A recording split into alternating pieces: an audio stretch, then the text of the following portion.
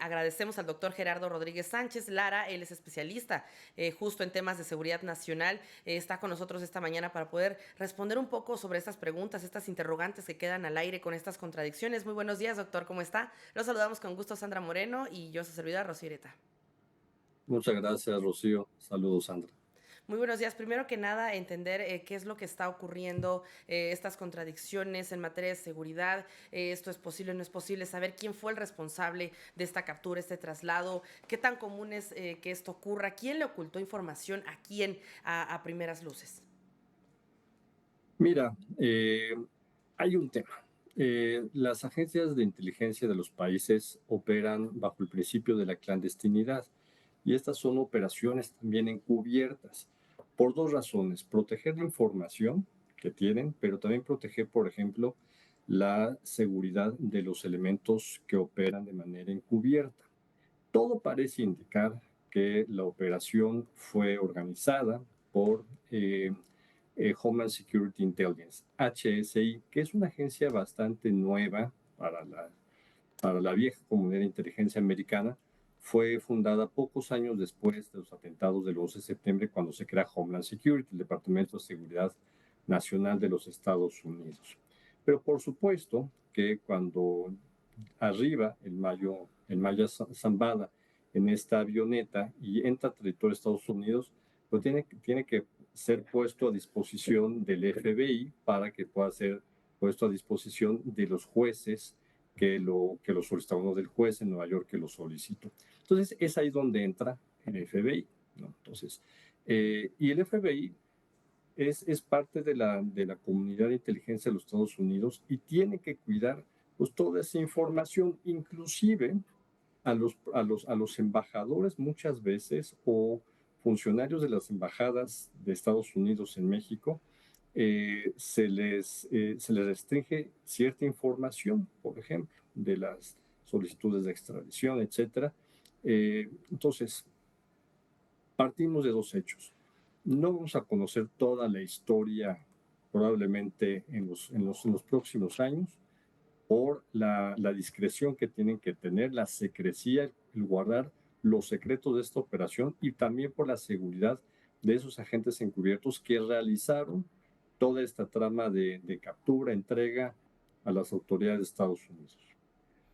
Doctor, muy buenos días, lo saluda Sandra Moreno. Es importante preguntarle, aquí parece que estamos frente a una situación de que las autoridades se están echando la bolita sobre quién tuvo responsabilidad sobre qué y aparte que los datos están tardando en salir. ¿Por qué después de 2 años apenas sale un dato tan importante como es el piloto que llevó de manera ilegal a Ismael El Mayo Zambada? ¿No se supone que ya se estaba investigando por parte de las agencias de seguridad de Estados Unidos? También se supone que México tiene una investigación precisamente para capturar a quienes tengan nexos con la delincuencia organizada. Apenas veíamos a inicios de año que se entregaron a 25 importantes cabecillas, ¿no? Salió Omar García Harfuch a dar esta conferencia. Entonces, ¿qué está pasando? ¿Por qué no hay un flujo de información? ¿Y quién tendría esta responsabilidad?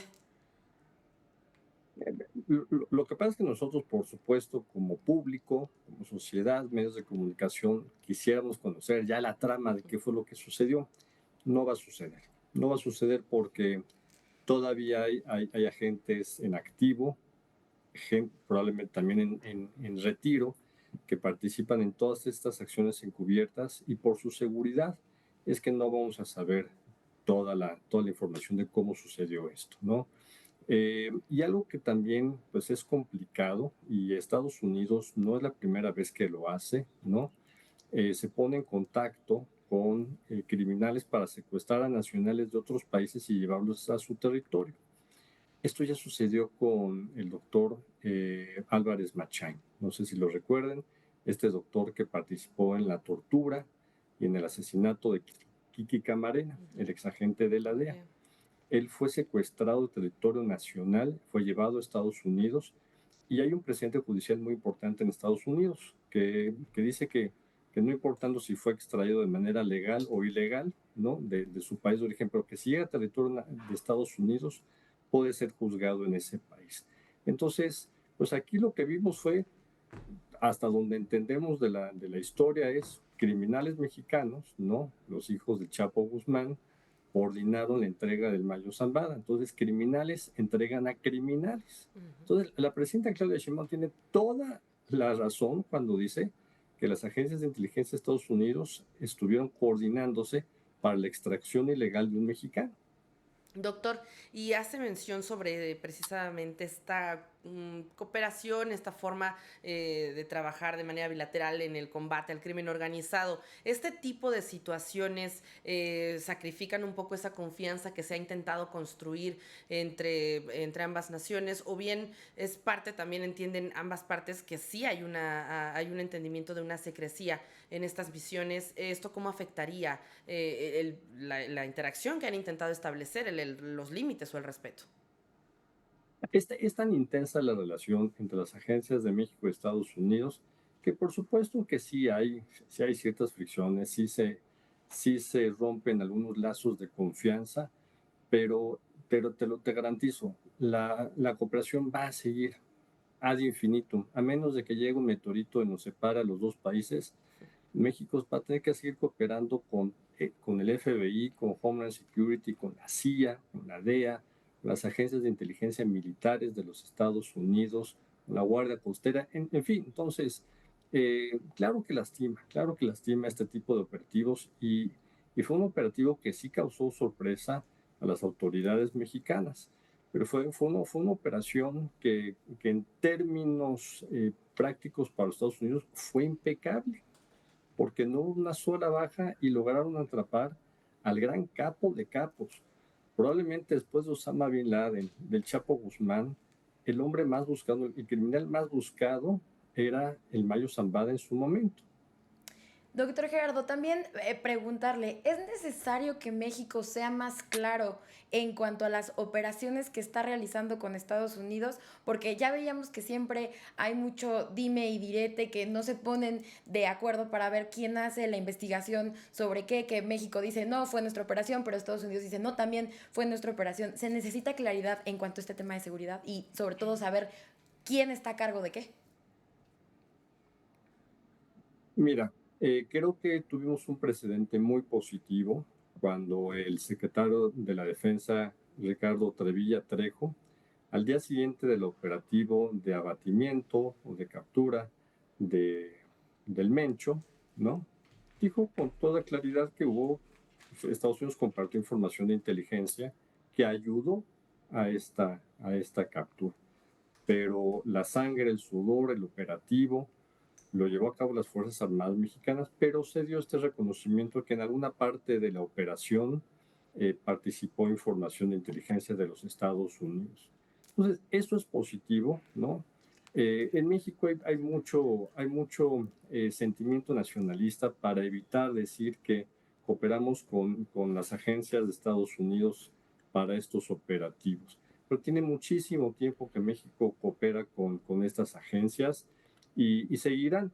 El tema es que tenemos que acostumbrarnos a que no podemos tener toda la información de nuevo porque se compromete la seguridad nacional y la información, el intercambio de información entre agencias está resguardado legalmente en México por la Ley de Seguridad Nacional, precisamente, porque puede comprometer operativos, acuerdos de cooperación, etcétera. Entonces, tanto las negociaciones comerciales como las negociaciones diplomáticas, como los acuerdos y trabajo entre agencias de inteligencia, tienen que tener esta secrecía, ¿no? Entonces, poco a poco estamos conociendo, qué bueno que empezamos a conocer que se dan estos trabajos de coordinación y de cooperación, porque es en beneficio del interés nacional de México. Y esto es bien importante. A México le interesa reducir los márgenes de homicidios, de violencia y de capacidades que tienen estos grupos criminales.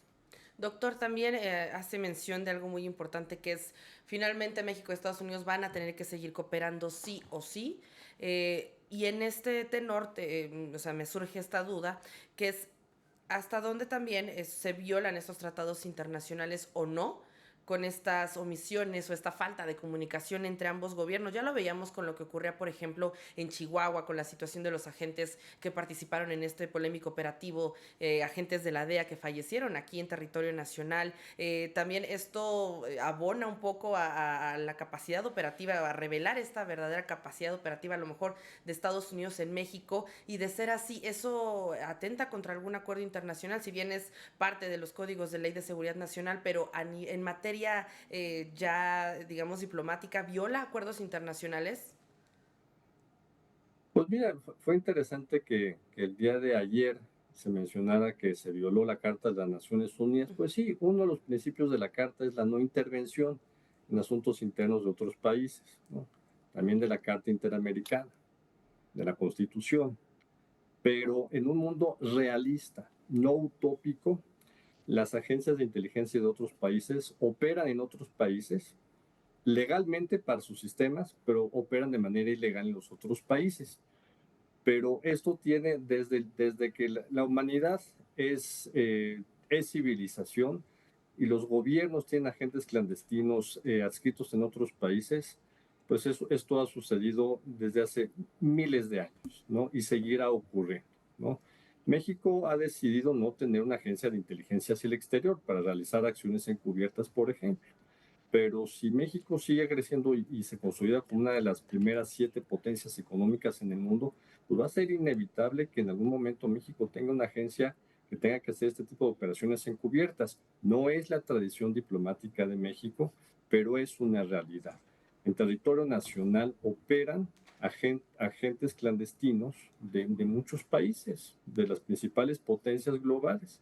Solo por mencionar algunas que hay libros académicos, hay reportajes que se han hecho, reportes, por supuesto, Estados Unidos, pero claramente han operado aquí las agencias cubanas, por ejemplo, la Agencia Cubana de Inteligencia, los alemanes en su momento en la Segunda Guerra Mundial, los rusos, los soviéticos, también en el marco de la Guerra Fría, las agencias de inteligencia chinas, por supuesto que operan de manera clandestina. Pero por supuesto que es Estados Unidos, por los intereses y las amenazas que percibe desde México, que operan, ¿no?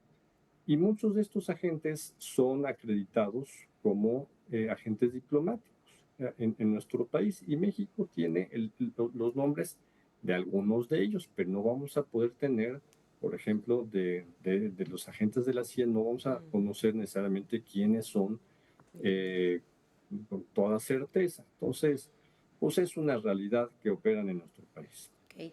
Doctor, desde su punto de vista, el asesinato de Melesio Cuen sigue siendo el origen de todas las contradicciones. Si se demuestra cómo murió Cuen, ¿podría reconstruirse toda la captura del Mayo?